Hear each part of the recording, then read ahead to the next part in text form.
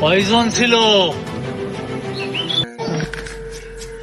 সর্দার, একজন ছিল সর্দার। লজ্জা করে না তোকে? টের মারার লোক হয়ে একটা মানুষের কাছে মার খেয়ে এসেছিস। আজ আমার একটা হাত নেই, একটা চোখ নেই। আমার যখন হাত পা সবল ছিল আমি একা 5-10 জনকে মেরে এসেছি। তোরা কি করেছিস? তোদের বেঁচে থাকার কোনো অধিকার নেই, কোনো অধিকার নেই।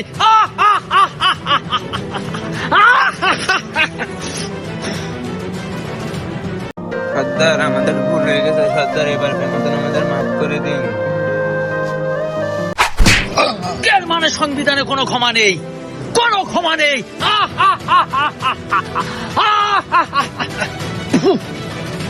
সর্দার, আমাদের এভাবে মাফ করে দিন সর্দার। সর্দার, আমাদের মাফ করে দিন সর্দার। এর মানে সংবিধানে কোনো ক্ষমা নেই।